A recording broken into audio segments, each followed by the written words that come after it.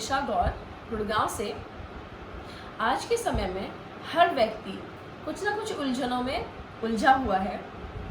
विकास दुबे द्वारा सरेंडर या पुलिस द्वारा उसको अरेस्ट किया जाना और फिर पुलिस एनकाउंटर में उसकी मौत विभिन्न प्रकार के सवाल पैदा करती है। जहां पर कुछ लोग गैंगस्टर के मारे जाने को उचित बता रहे हैं, वहीं पर कुछ लोग फेक एनकाउंटर और हत्या की संज्ञा दे रहे हैं। इन परिस्थितियों में लावे चैनल के माध्यम से मैं आपको ये बताना चाहती हूँ कि कानून की दृष्टि में आत्मसमर्पण यानी कि सरेंडर, अरेस्ट और एनकाउंटर यानी कि मुठभेड़ का क्या अर्थ होता है।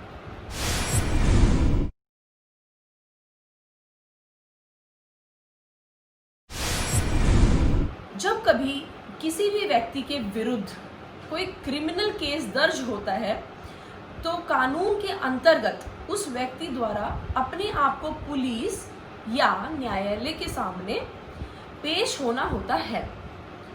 यदि अपराध कॉग्निजेबल है और पुलिस ने उस व्यक्ति को अरेस्ट नहीं किया है तो वह स्वयं ही पुलिस स्टेशन में या मजिस्ट्रेट के सामने समर्पण कर सकता है। समर्पण करने के उपरांत मजिस्ट्रेट को यह निर्णय लेना होता है कि आगे की कार्रवाई करने हेतु उस व्यक्ति को जुडिशियल कस्टडी या पुलिस कस्टडी में भेजा जाए या उसको जमानत पर रिहा कर दिया जाए।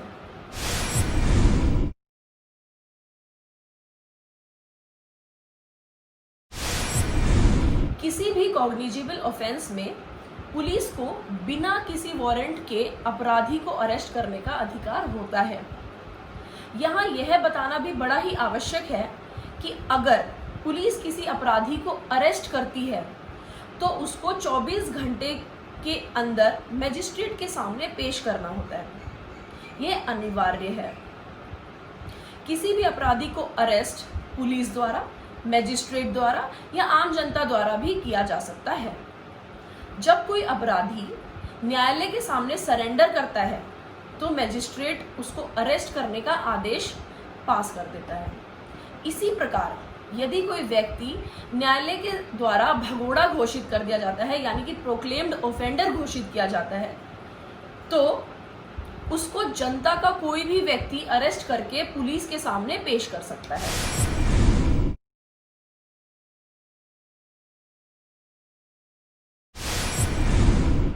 जहां तक एनकाउंटर का सवाल है, कानून में इसकी कोई विशेष व्याख्या नहीं दी गई है। प्रकाश कदम बनाम राम प्रसाद विश्वनाथ गुप्ता 2011 के मामले में सर्वोच्च न्यायालय ने कहा कि पुलिस द्वारा किए गए फर्जी एनकाउंटर सोची समझी हत्याओं के अलावा कुछ नहीं है और ऐसा करने वालों को मौत की सजा दी जानी चाहिए। उसे रेयरेस्ट ऑफ रेयर की श्रेणी में डाला जाता है, रखा जाना चाहिए। यहाँ पर यह बताना भी बहुत जरूरी है कि हमारे संविधान की आर्टिकल 21 के अनुसार जीवन का अधिकार एक मौलिक अधिकार माना जाता है। किसी भी व्यक्ति को जीवन केवल कानून द्वारा स्थापित व्यवस्था के अनुसार ही समाप्त किया जा सकता है और यदि उसका जीवन फेक एनकाउंटर में समाप्त होता है तो कानून के अनुसार यह एक अपराध है। हम अपने अगले एपिसोड में फेक एनकाउंटर के बारे में डिटेल में चर्चा करेंगे।